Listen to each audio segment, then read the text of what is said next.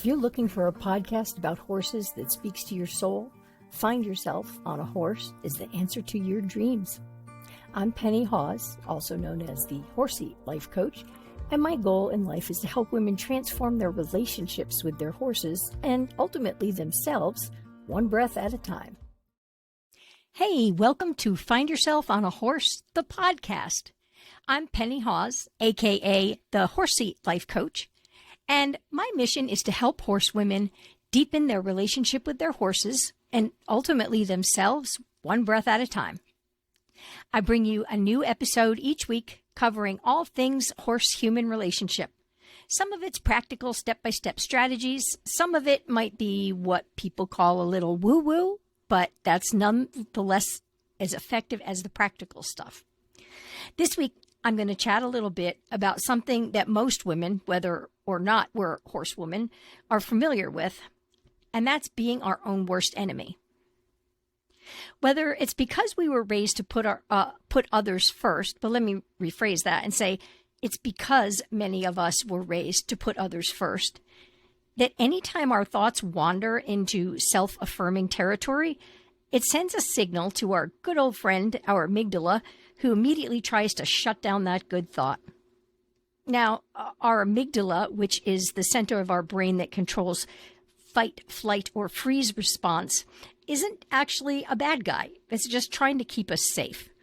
And anything, even a good thing, that's out of the norm is going to set off alarm bells that we're leaving our safe zone and risking harm. Well, this type of thinking was really helpful when we were cave dwellers and relied on those signals from our amygdala to stay alive.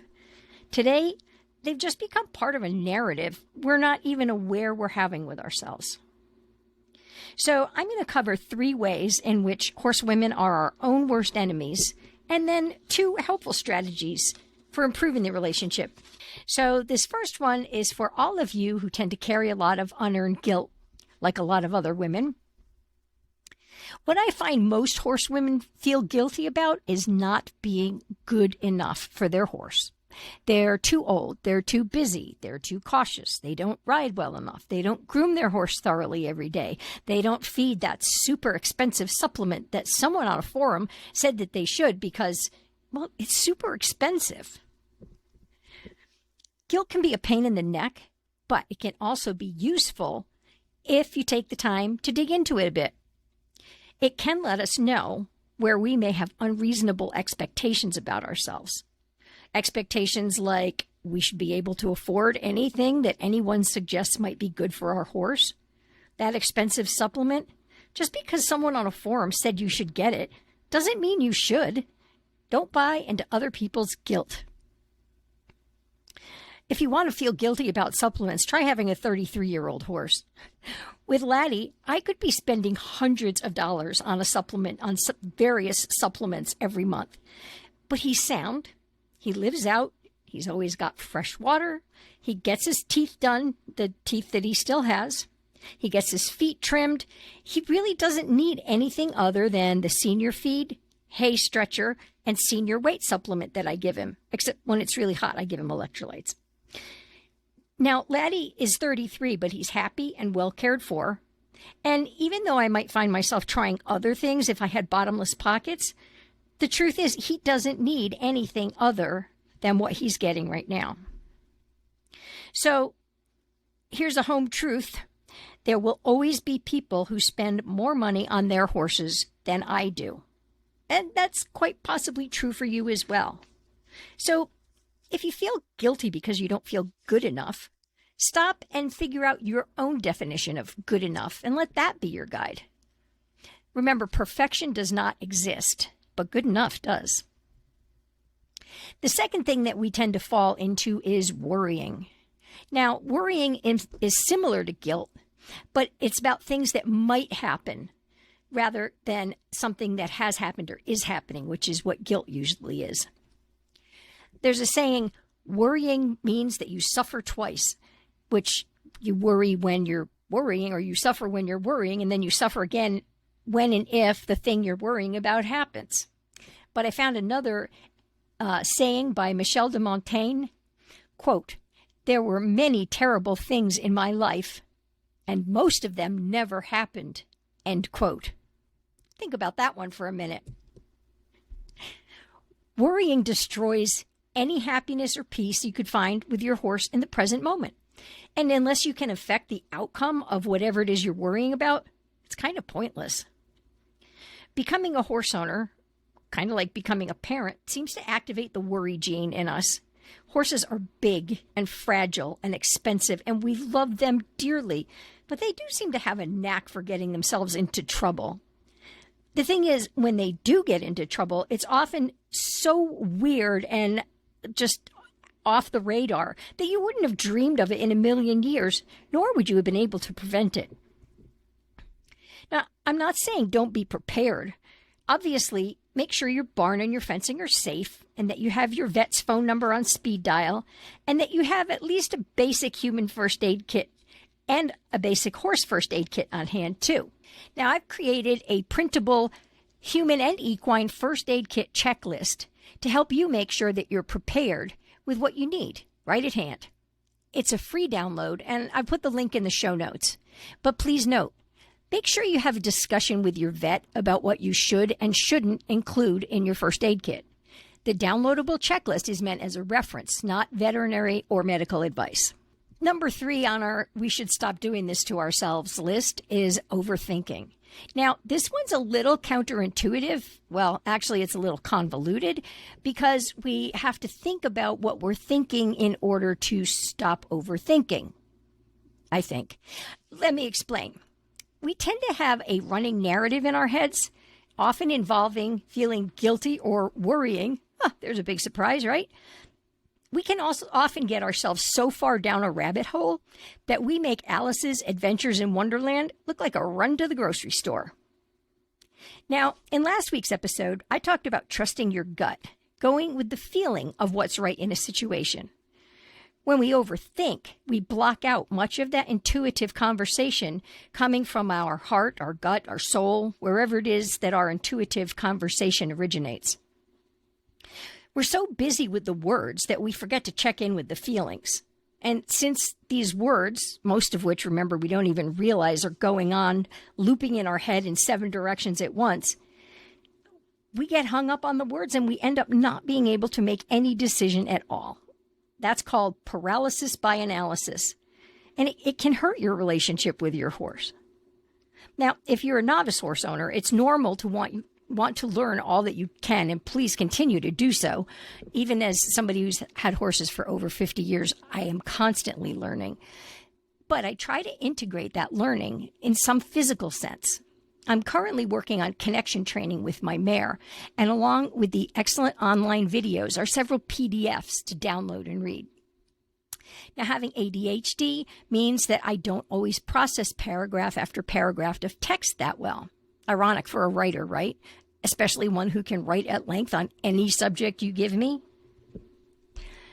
As I discussed in last week's episode, horses start with why. So if we utilize that why first thinking, it's going to be a lot easier to communicate with our horse than trying to keep a list of 17 bullet points in our head, but losing the overall benefit of the activity. What I focus on is the overall purpose of the exercise, the why first, and then I add in the how and the what details. While I do focus on the bigger picture, I find it helpful to make notes of some of the details and keep the notes in my pocket. And that way I don't have to try to remember all of them, but I do have them available. If you'd like to learn more about the connection training program that I am going through, I will put a link in the show notes below. It's a great program. It's run by a mother-daughter team from the UK. So to finish up this overthinking, take a page from your horse's notebook. Their instinct has kept them from becoming extinct. So make sure you tune into the bigger picture rather than letting all of those individual thoughts get you stuck, and just trust your gut. And now, on to some helping strategies. Breathing. Yeah, breathing, believe it or not, is one of the best ways to help you start the journey to being friends with yourself. I can tell you're thinking, of course, because if you stop breathing, your relationship with yourself and everybody else is going to get cut short. Anyway, it's conscious breathing that I'm talking about here. Guilt, worry, and overthinking all tend to grow in proportion to the amount of free rein they're given. And remember, most of the time, these thoughts and feelings are running under the surface. We're not even aware enough of them to begin to shut them down. By adding conscious breathing to your toolkit, you have an aid that can help with those out-of-control saboteurs. Example, taking a few square breaths, which is inhaling for the count of 4, then hold for the count of 4, exhale for the count of 4, hold for the count of 4, and repeat. That can immediately help your amygdala turn down the panic level, which in turn will lessen the physical signs of stress, resulting in further calming of the amygdala. And within a few minutes, you've taken yourself out of that stress loop. Now, you can make this breathing tool even more useful for yourself if you make a list of things that you know trigger you, like going for a trail ride with a new group, or riding down super steep hills, or taking a lesson at a new barn. Before you start one of these activities, remind yourself that you have a secret weapon against the stress. And the best thing about it is that it is always with you, and that is your breath. Now, you can amplify the effectiveness of conscious breathing even more by using the second helpful strategy I'm going to tell you about, which is visualizations. It can be hard in the moment to pull your mind back up out of that rabbit hole, but with a little practice, you can greatly increase the odds of success. So how do you practice this kind of stuff ahead of time? Glad you asked. Visualizations. By creating a vivid picture in your mind of the trigger situation, complete with physical and emotional feelings and as many sensory details as you can include, you can actually train your brain to initiate a stress release response. So to start with, let's imagine that you're going to go out on that trail ride with some new friends, but you've never ridden with them before. So what do you feel right off? Excited? Nervous? Are you worried about not being good enough for them or about your horse misbehaving? So where do you feel it in your body? Are your shoulders tight? Is your breathing shallow? Once you gauge your reaction, imagine the same situation, again, in very great detail. But practice visualizing your horse being calm, you being relaxed, and having a really fun ride with a bunch of non-judgmental new friends.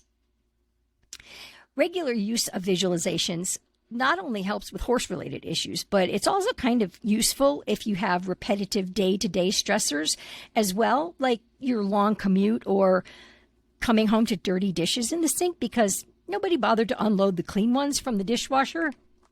Anyway, whatever. The point is to really begin to learn your triggers and response patterns, and then use breathing and visualization exercises to help you write a different outcome. Ever heard of that saying, perception is reality? Well, if you can change your perception, you really can change your reality. Remembering to breathe and creating visualizations doesn't happen overnight, but neither does anything else except dirty dishes appearing in the sink, or to use a horsey analogy, poop in the water bucket. But with practice, you'll learn that you really can make the changes necessary to stop being your own worst enemy. Now, if you have any questions or you would like to stay in touch, you can find me on Instagram at The Horsey Life Coach. I'm on Facebook at The Horsey Life, or pop over and visit my website at thehorseylife.com. So I want to thank you for spending some time with me this week and listening to this episode. I hope you enjoyed it. Look forward to seeing you next week. And in the meantime, go do something fun with your horse. I hope you've enjoyed this episode of Find Yourself on a Horse, the podcast. Want more information and inspiration just for horsewomen? Hop over to thehorseylife.com/toolkit and grab your free copy of the 10-Minute Toolkit, a collection of powerful portable exercises I've put together to help you live your best horsey life.